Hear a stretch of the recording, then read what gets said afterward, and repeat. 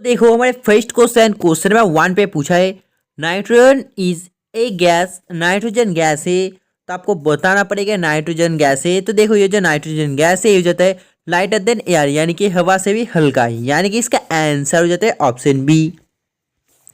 और आपको तो पता होगा सबसे ज़्यादा जो है दोस्तों हो जाता है ऑक्सीजन सबसे ज़्यादा, सेकेंड ये हो जाता है फर्स्ट, सेकेंड पे क्या है तो देखो जो सेकेंड पे हो जाता है हाइड्रोजन, और जो अगर आपको पूछे थर्ड पे कौन सा है तो देखो थर्ड पे आ जाता है हीलियम, बहुत ही इंपॉर्टेंट है।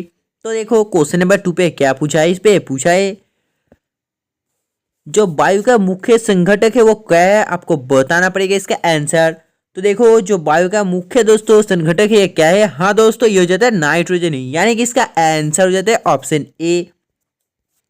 और अगर आपको पूछा जाए जो नाइट्रोजन है नाइट्रोजन का संकेत क्या है तो देखो इसका जो केमिकल फॉर्मूला हो जाता है N2, ये भी इंपॉर्टेंट है। और अगर आपको पूछा जाए कार्बन डाइऑक्साइड का तो देखो ये जो कार्बन डाइऑक्साइड है इसका क्या होगा, इसका हो जाता है CO2, ये भी इंपॉर्टेंट है।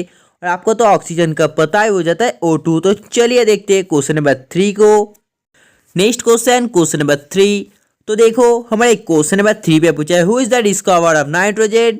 आपको बताना पड़ेगा जो नाइट्रोजन इसका आविष्कार किसने किया, इसका खोज। तो देखो इसका खोज किया रदरफोर्ड ने, यानी कि इसका आंसर हो जाता है ऑप्शन बी। और अगर आपको पूछा जाए लुइस पास्चर कौन है तो मैं आपको बता दूं लुइस पास्चर हो जाए दोस्तों एक फ्रांसीसी चिकित्सक एंड दोस्तों एक विज्ञानी हो जाता है, बहुत ही इंपॉर्टेंट है। और इनको दोस्तों 19 शतक का सबसे अच्छा विज्ञानी में से एक माना जाता है।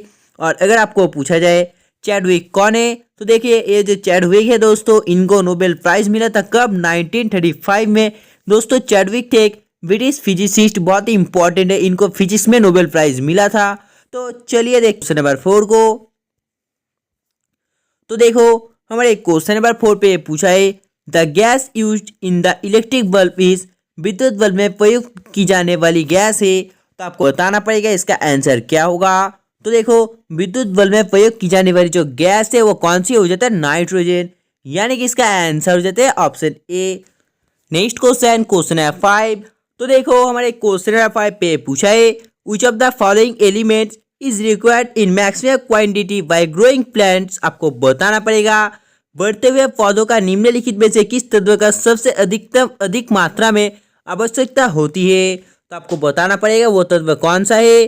तो देखो वो तत्व हो जाता है नाइट्रोजन, यानी कि इसका आंसर हो जाता है नाइट्रोजन। Next question number 6। तो देखो क्वेश्चन नंबर 6 पे पूछा है which gas is produce when lighting strikes in the sky. आकाश में बिजली चमकने पर कौन सा गैस उत्पन्न होता है। तो आपको बताना पड़ेगा जब विद्युत चमकता है दोस्तों उस टाइम कौन सा गैस उत्पन्न होता है। तो देखो उस टाइम NO गैस उत्पन्न होता है, यानी कि इसका आंसर हो जाता है NO। तो देखो क्वेश्चन नंबर 7 पे पूछा है व्हाट कॉज एसिड रेन। जो एसिड रेन होता है इसका कारण क्या होता है। तो देखो जिन्होंने इसका आंसर ऑप्शन है SO2 एंड NO2 दिया बिल्कुल सही है, इसका आंसर हो जाता है ऑप्शन ए। तो चलिए देखते हैं क्वेश्चन नंबर 8 को। तो देखो हमारे क्वेश्चन नंबर 8 पे पूछा है जल में आसानी से घुलनशील है। तो आपको बताना पड़ेगा निम्नलिखित में से कौन सा जो जल में आसान से घुलनशील हो जाता है। तो देखो वो कौन सा हो जाता है एमोनिया, यानी कि इसका आंसर हो जाता है एमोनिया ऑप्शन सी। तो देखो क्वेश्चन नंबर 9 पे क्या पूछा है। हमारे क्वेश्चन नंबर 9 पे पूछा है ammonia is present in, ammonia में उपस्थित होता है। तो देखो एमोनिया में उपस्थित हो जाता है नाइट्रोजन एंड हाइड्रोजन, यानी कि इसका आंसर हो जाता है ऑप्शन ए। तो चलिए देखते हैं क्वेश्चन नंबर 10 को। देखो इस पे पूछा है टेयर इज अश्रु गैस होता है। तो आपको बताना पड़ेगा क्या होता है। तो देखो ये एक प्रकार हो जाता है अमोनिया, यानी कि इसका आंसर हो जाता है ऑप्शन ए। तो देखो क्वेश्चन नंबर 11 पे पूछा है सोना किस अम्ल में घुल जाता है। तो आपको बताना पड़ेगा इसका आंसर क्या होगा।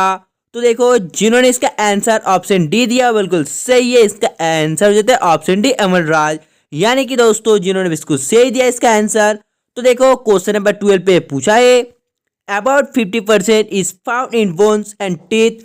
हड्डी और दांतों में लगभग 50% पाया जाता है। तो आपको बताना पड़ेगा निम्नलिखित में से कौन सा है दोस्तों जो हड्डी और दांतों में लगभग 50% पाया जाता है। तो देखो वो जाते हैं कैल्शियम एंड फॉस्फेट। ये कैल्शियम और फॉस्फेट हड्डी यानी कि बोन्स और टीथ में दोस्तों 50% लगभग पाया जाता है। तो चलो देखते हैं क्वेश्चन नंबर 13 को। तो देखो क्वेश्चन नंबर 13 पे पूछा है हु डिस्कवर्ड ऑक्सीजन। तो आपको बताना पड़ेगा ऑक्सीजन की खोज किसने की है। तो देखो ऑक्सीजन की खोज किसने की है। तो देखो जिन्होंने इसका आंसर प्रिस्टल दिया, प्रिस्टल ही दिया, बिल्कुल सही है। इसका आंसर हो जाता है ऑप्शन डी। तो देखो क्वेश्चन नंबर 14 पे पूछा है identify the element which is found in maximum quantity in the outer layer of the earth. तो आपको बताना पड़ेगा उस तत्व की पहचान कीजिए जो पृथ्वी की बाहरी परत में सबसे अधिक मात्रा में पाई जाती है। तो देखो इसका आंसर मैंने आपको पहले क्वेश्चन में बता दिया था, तो आप लोग जल्दी से बताइए इसका आंसर क्या होगा।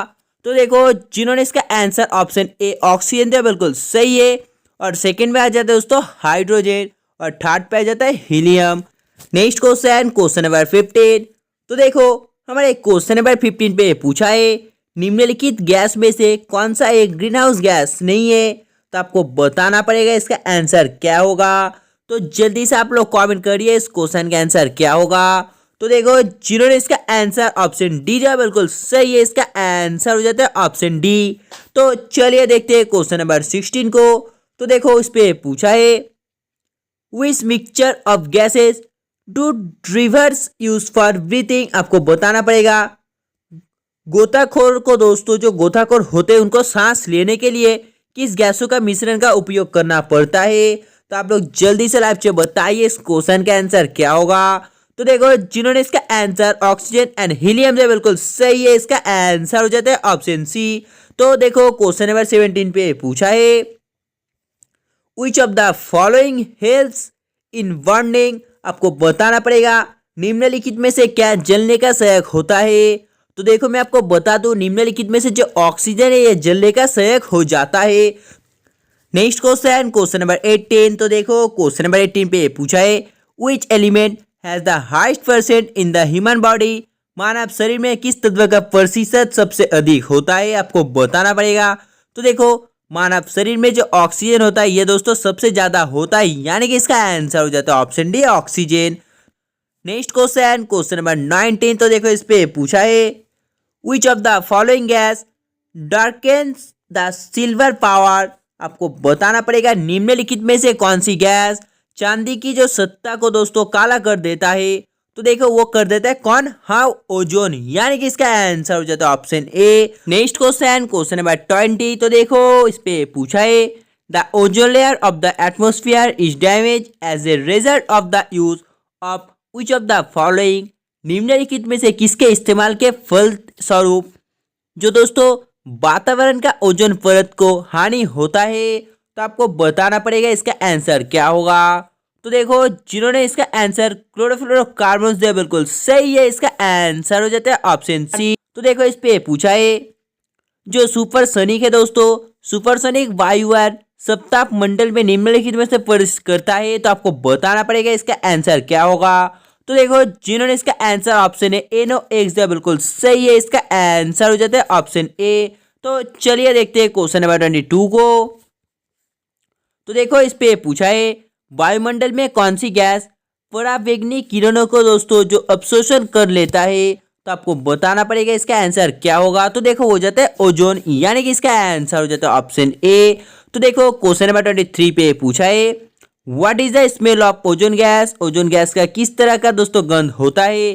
तो मैं आपको बता दूं जो ओजोन गैस है इसका जो दोस्तों गंध होता है वो एक सरे मछली की तरह होता है, यानी कि इसका आंसर हो जाता है ऑप्शन सी। इस पे पूछा है the enemy element of copper is तांबा का शत्रु तत्व होता है। तो आपको बताना पड़ेगा इसका आंसर क्या होगा।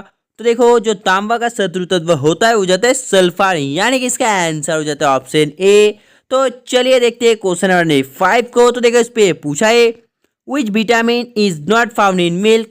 दूध में कौन सा विटामिन नहीं पाया जाता है। तो मैंने आपको बताया दूध में जो विटामिन नहीं पाया जाता है वो जाता है विटामिन सी, यानी कि इसका आंसर हो जाता है ऑप्शन सी। तो देखो क्वेश्चन नंबर 26 पे पूछा है पदवों में जल तथा खनिज लवणों का संचालन होता है।